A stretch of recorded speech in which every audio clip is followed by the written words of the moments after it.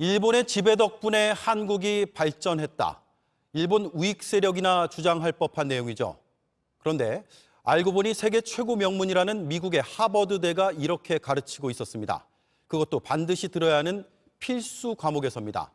JTBC가 이 교재를 입수해 분석했습니다. 일본의 입장이 다수 반영돼 있고 위안부 문제는 언급조차 없었습니다. 정재웅 기자입니다. 하버드 경영대학원에서 가르치는 교재의 한국에 대한 내용입니다. 일제강점기를 설명하면서 일본은 1910년에 한국을 무력으로 합병했다고 적었습니다. 식민지라는 표현 대신 병합, 통합이란 단어를 사용했습니다. 이는 일본 정부의 공식 입장과 비슷합니다. 일단 식민화라는 단어가 없어요. 두 번째 페이지에 나오면서 거기서 완전 너무 크게 진짜 충격을 먹어서 사실 그 다음에 한 몇 페이지 있다가 진짜 너무 화가 나가지고. 일제강점기를 다루면서 정작 위안부 문제에 대해선 아무 내용이 없습니다. 반면에 한국은 이 기간 동안 더 산업화되고 교통과 전력 인프라도 개선됐고 교육, 행정, 금융 시스템도 현대화됐다고 강조했습니다. 일본의 지배 덕분에 한국이 발전했다는 식민지 근대화론에 치우친 내용입니다. 일제 강제징용 관련해서는 아무런 역사적 배경 설명이 없습니다. 대신 1965년 한일 청구권 협정을 체결하면서 당시 우리나라 예산의 1.5배에 달하는 금액을 한국에 지불했고 문제가 다 해결됐다는 일본의 주장을 담았습니다. 2018년 강제징용 피해자의 손을 들어준 한국 대법원 판결을 사실상 비판하는 대목입니다. 역시 일본 측 입장을 반영한 겁니다. JTBC 정재윤입니다. 자, 이 사안 취재한 정재웅 기자가 나와 있습니다. 하버드 대학원 수업 교재라고 하는데 어떤 수업이죠? 네, 우선 제가 이 교재를 직접 들고 나와봤습니다. 바로 이건데요. 제본이 따로 돼 있지는 않지만 40여 페이지 되는 이 필수 교재입니다. 네. 이 교재가 사용되는 수업은 바로 하버드대 경영대학원 1학년 수업 중에 여러 국가나 기업 사례에 대해서 배우는 그런 수업입니다.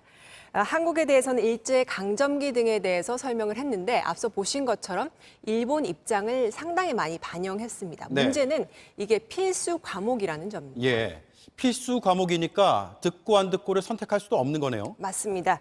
이게 입학생이면 누구나 읽어야 하는 그런 교재인 겁니다. 네. 지난해 일본군 위안부를 매춘부라고 왜곡해서 논란이 됐던 하버드 램지어 교수 기억하실 겁니다. 이 교수가 썼던 것은 논문입니다. 네. 논문은 선택적으로 읽을 수가 있죠. 하지만 이건 필수 교재인 만큼 신입생이면 모두 읽어야 한다는 겁니다. 그렇군요. 그러면 얼마나 많은 학생들이 이 수업을 들어야 하는 겁니까? 이 대학원 신입생이 약 1,000명 정도 된다고 합니다. 즉 1년에 약 1,000여 명의 학생들이 이 왜곡된 교과서를 배우고 있는 셈입니다. 문제는 하버드 경영대학원 외에 다른 학교에서도 이걸 구매할 수 있다는 건데요. 이게 실제 사이트 모습을 가지고 와봤습니다. 여기서 이렇게 쉽게 구매가 가능합니다. 네. 자, 이런 식으로 만들어진 교재는 도대체 누가 쓴 겁니까? 네, 여기 보면 이 지필진이 나와 있습니다. 이 6명의 지필진인데 4명의 백인과 1명의 중국인 그리고 일본인 1명 이렇게 구성이 돼 있습니다. 모두 하버드대 소속 교수진과 연구진들입니다.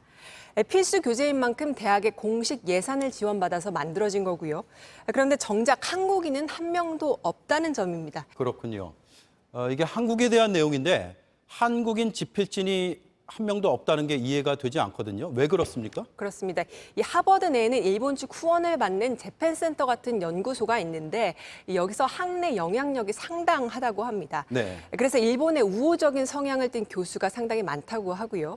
실제 램지어 교수의 경우에도 일제 강제징용 그룹인 미츠비시로부터 거액의 후원금을 받은 사실이 이미 알려져 있기도 하지요. 저에게 이 내용을 제보해준 하버드대 소속 직원도 비슷한 이야기를 했습니다. 함께 들어보시죠. 네. 그 친일파 그쪽에 힘이 강해요. 한국 편을 들기가 한국 편도 아니지 그냥 사실 그대로 얘기하기가 힘들어하는 그런 건 있는 것 같아요. 네, 그러니까 이 세계 최고 명문으로 알려진 하버드 이렇게 세계적으로 파급력도 굉장히 큰데 이렇게 그런 곳에서 역사 왜곡 논란이 주기적으로 반복되는 건 미국 내에서 우리와 일본의 영향력 차이가 있다는 점을 보여주고 있다는 지적도 나옵니다. 네. 정말 바로잡아야 될 게 한두 개가 아닌 것 같습니다. 정재윤 기자 잘 들었습니다. 미국의 하버드 경영대학원에서 쓰는 교재에 일제강점기 역사 속의 강제징용이나 위안부 문제에 대한 제대로 된 설명 없이 일본 정부의 입장들이 그대로 반영돼 있다는 사실 저희가 전해드렸습니다. 우리 정치권과 학계에서도 비판의 목소리와 함께 우리 정부도 더 적극적으로 나서란 얘기가 나왔는데 정작 외교부는 주저하는 모습입니다. 홍지용 기자입니다.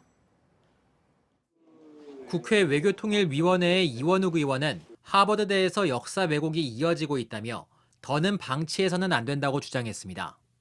특히 우리 정부는 무엇을 하고 있느냐며 지금이라도 국가적 차원의 대응이 필요하다고 강조했습니다. 특별한 대응을 강구하지 못하고 있습니다. 보다 더 치밀하고 다각도로 모든 것을 검토하고 민주당에도 이와 관련된 대응팀을 만들 것을 우리 당 지도부에 건의해서 학계에서도 비판이 나왔습니다.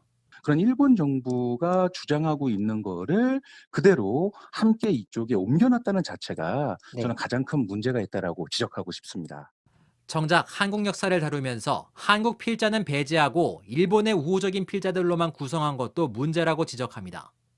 외교부는 일부 그릇된 인식을 바로잡기 위해 공공 외교 분야에서 다각도로 노력을 기울이고 있다고 원론적인 입장을 내놨습니다. 다른 나라 대학의 일을 정부가 공식적으로 문제 삼는 게 쉽지 않는다는 입장으로 읽힙니다. JTBC 홍지용입니다.